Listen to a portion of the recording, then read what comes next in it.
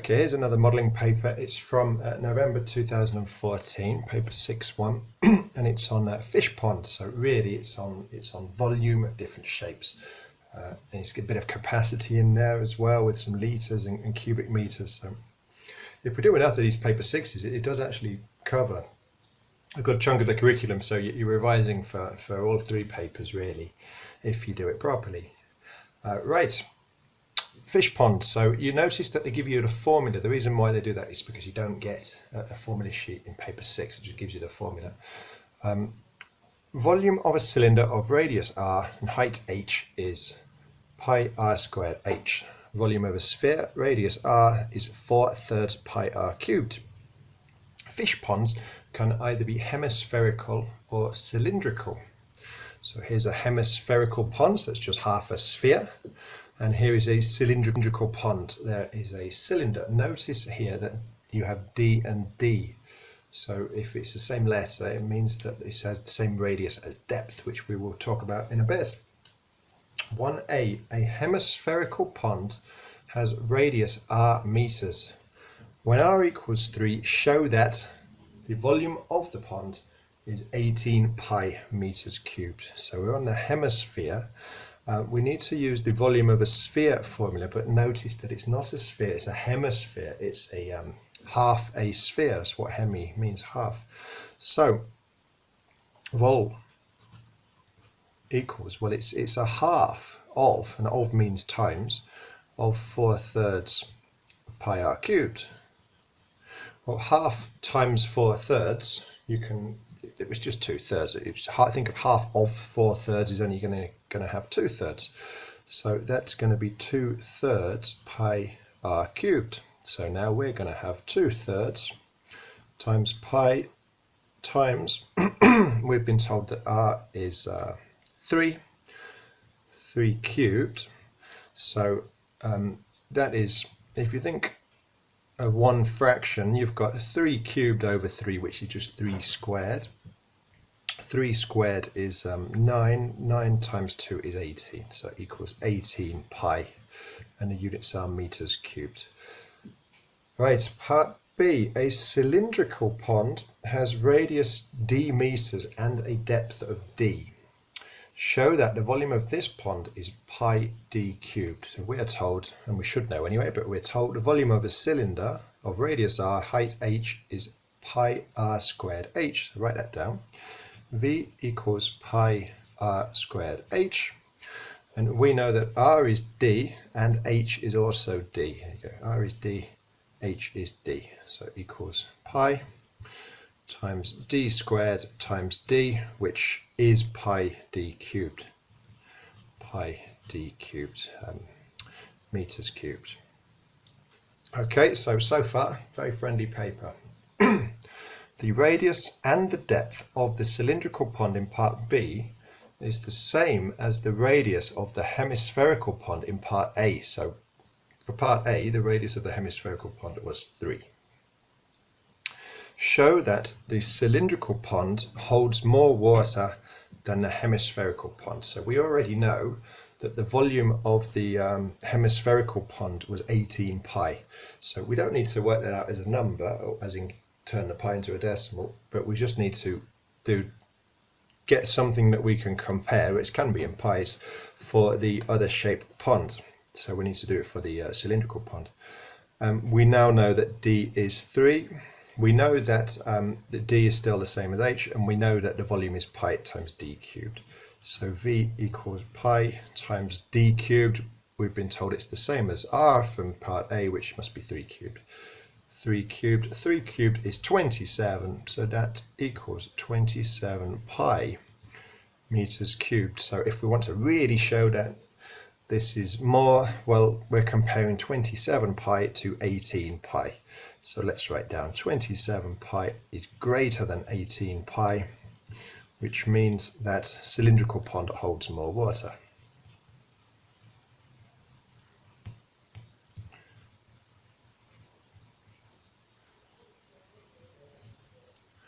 More water. Okay, part D. A hemispherical pond of radius r meters has the same volume as a cylindrical pond of radius and depth d meters. Show that d equals the cube root of 2/3 r. So a hemispherical pond, radius r. So it has the same volume, so we can equate the two volumes.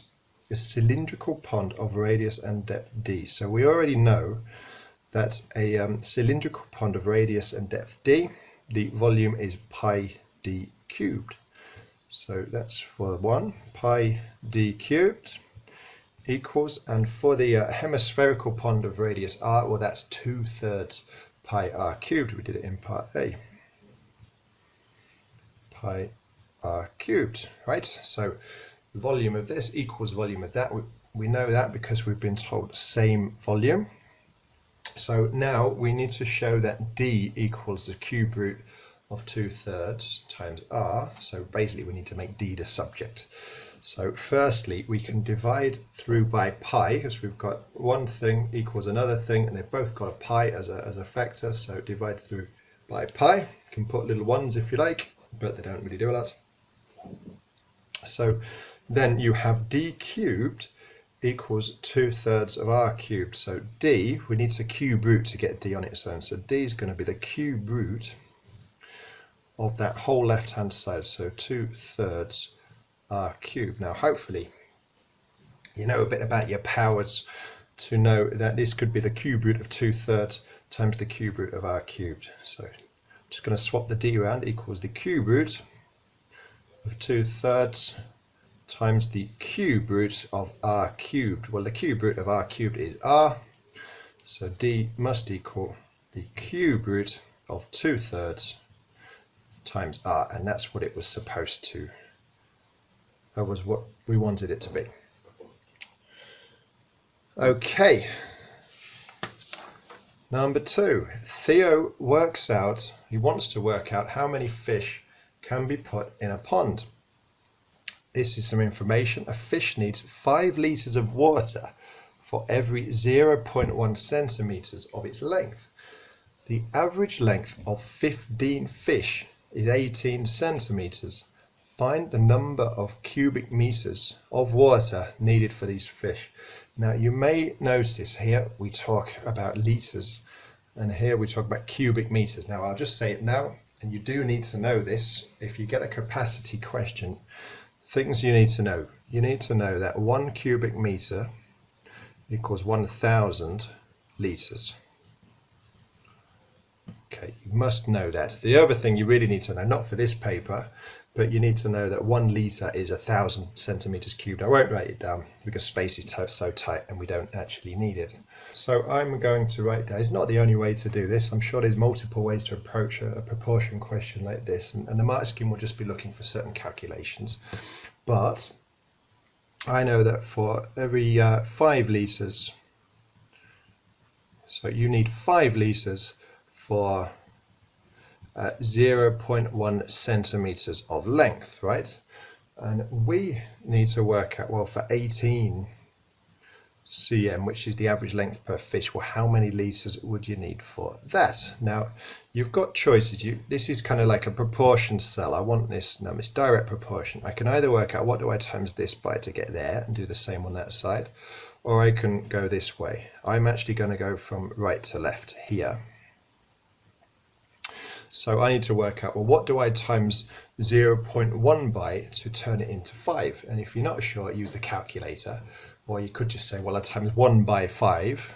If I times it by 5, I'll get 0.5. Then if I times it by 10 again. So it's 50. But if you're not sure, just do 5 divided by 0.1, which is just the same as 5 divided by 10. And you still get 50, right? So to go this direction, I times by 50. So I can do the same thing with this 18, and I can times it by 50. So 18 times 50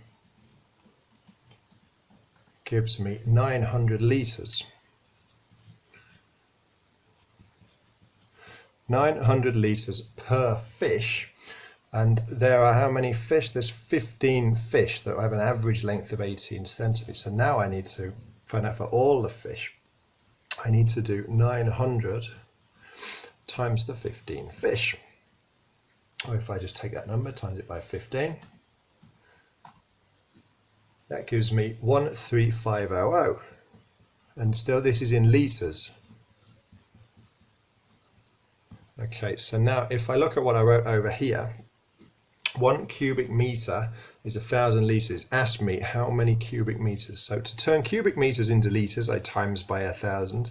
So to turn litres into cubic metres, I must divide by 1,000. So I need to do 13500 divided by 1,000, which is, you just go 1, 2, 3, it's 13.5 cubic metres. Right, now here's when we start to take the raw numbers out and bring some letters in. There are F fish in the pond with an average length of L centimetres. Find a model for the number of cubic metres of water needed. So if we just think about what we did when we started with our average length, how did we turn that into cubic metres? So if we start with L, L in our case was the 18. Now what did we do with it? Well, firstly, we timesed it by 50. Now this isn't going to change. This information, the times 50, came from one fish needing 5 litres for every 0.1 centimetres of length. Now that piece of information hasn't changed. So that scale factor, the times by 50, it's still going to turn the average length of a fish into the number of litres needed per fish. So it's L times 50. And then we got that number, 900 litres. Then we multiplied it by the number of fish, 15. And we're saying there's F fish. So then we times that by F. And that gave us the total number of litres. And then we divided it by 1,000. Okay, so now we just need to kind of make that look a bit better. So it's going to be LF. And well, what is 50 divided by 1,000? 50 divided by 1,000 is 0.05. So now we have 0.05 LF. And it's saying find a model for the number of cubic meters of water needed. So really we need a W there. So let's say W equals 0.05 LF. Okay, Theo's pond has a volume of 20 cubic meters. Use your model, so this is my model, or our model, to find the maximum number of fish of average length 24 centimeters that can be put in this pond. So we know that W equals 0.05 LF. L is the length, which is 24 centimeters, and it always check your units. It was given in centimeters before, so that's fine. W is the cubic meters. We've been given W. The number of fish we need to find is the F. So W 20 equals 0.05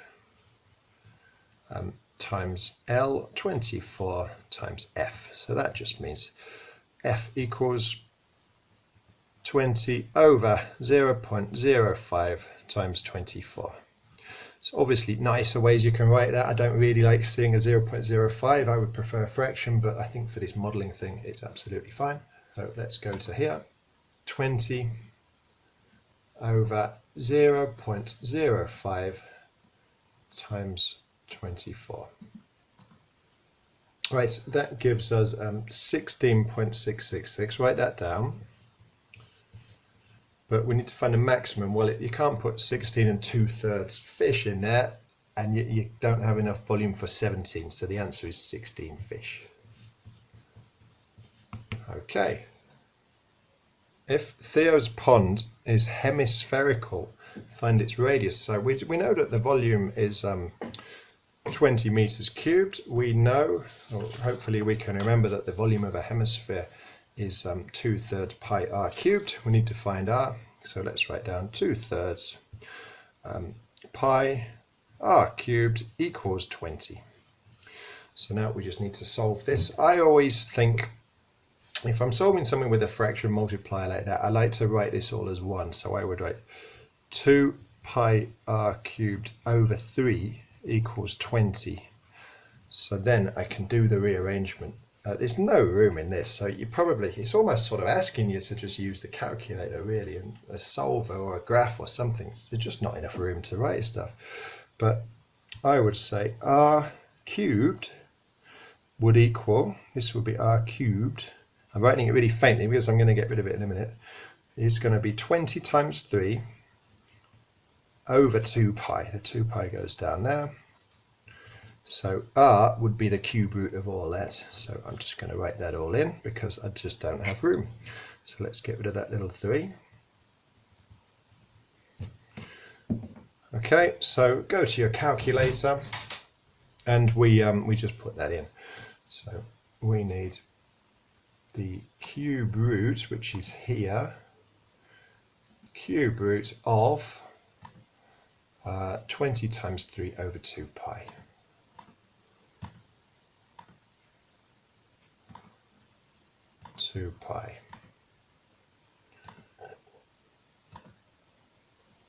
Okay, so that gives us an answer of 2.12. 2.12, and the dimensions are in meters.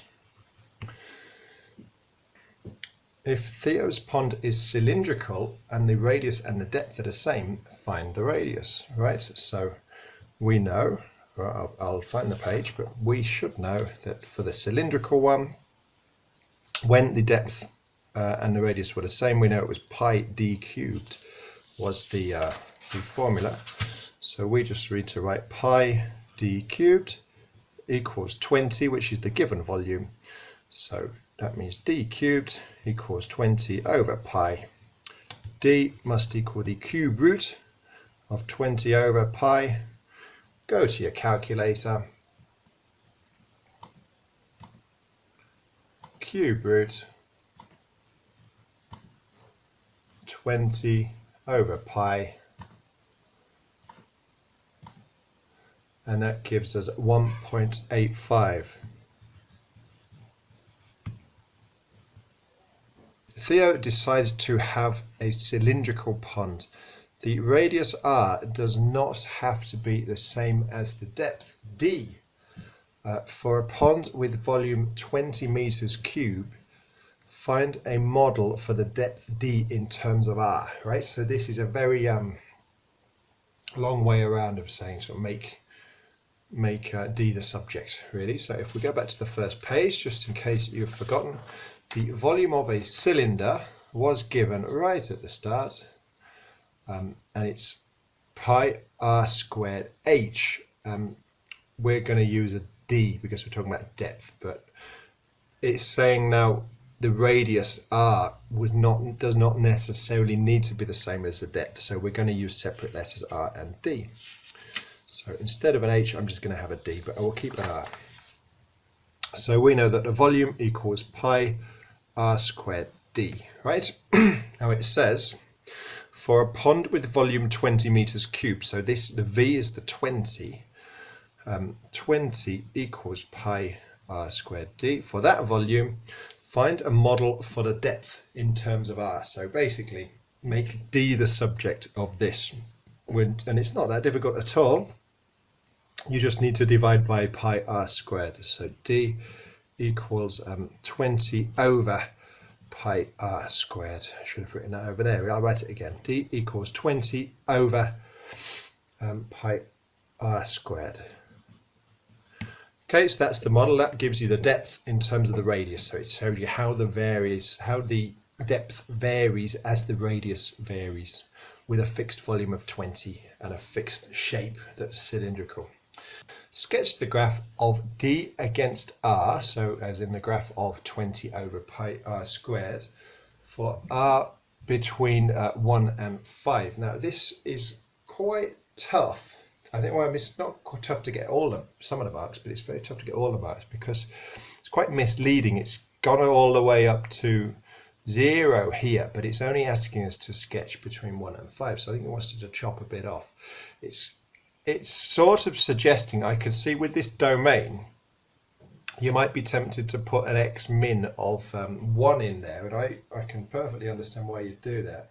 But then looking at the actual axes it wants you to draw, it's sort of suggesting an x and y min of 0. So what I'm going to do, I'm going to put 0 in, and I'm just going to chop it off at 1. And I think that's what they're aiming at. But I do think to expect you to do that in exam conditions is really quite unreasonable. So menu and graph. We want to plot 20 over pi x squared because we don't have an r.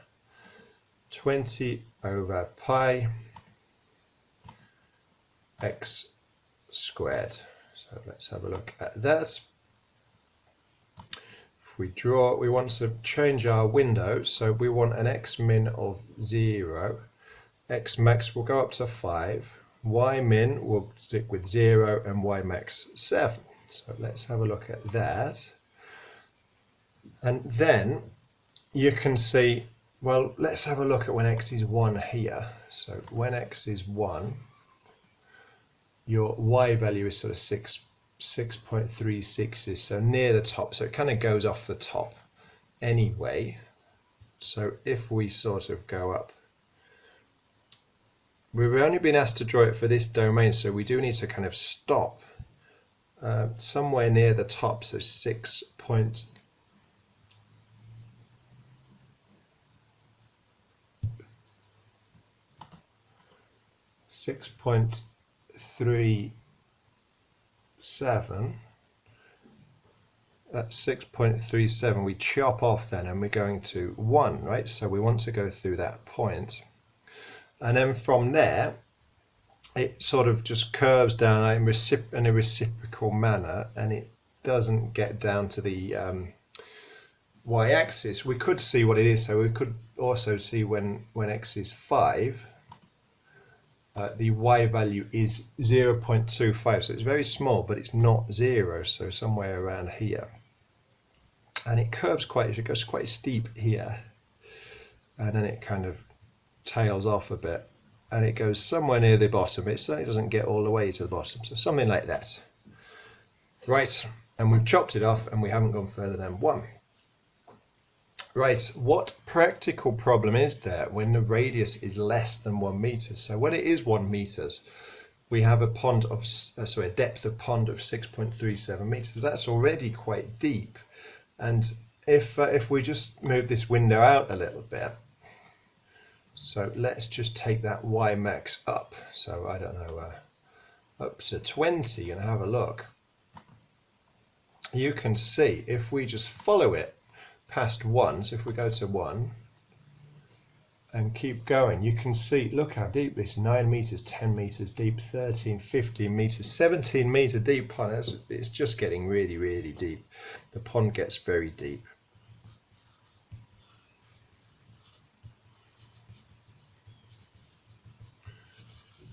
So it's a practical problem because you might not be able to build it, you might not have the sort of land that you can dig down like that.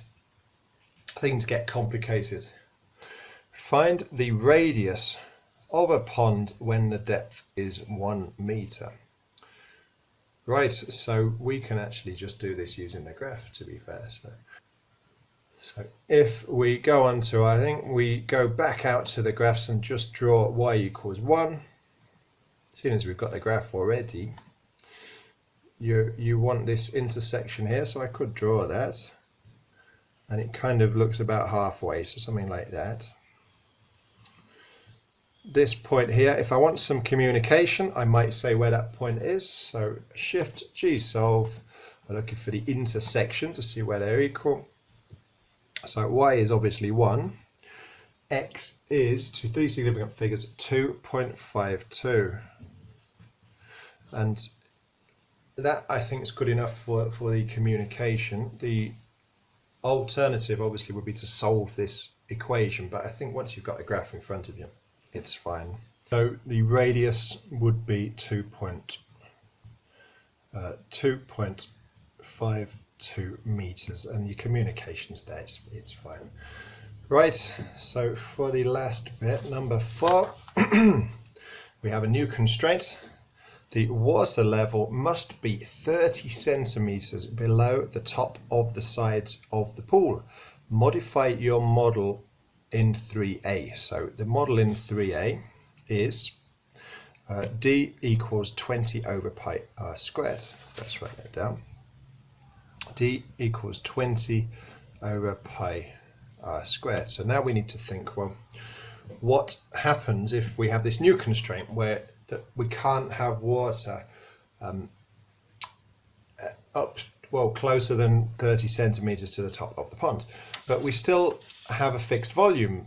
It doesn't affect the volume of water in the pond, so we have been told, well, we haven't been told that it's not 20 anymore, so we need to assume there's still 20 cubic meters in the pond. So if we just draw a little picture, that can be the top of the pond.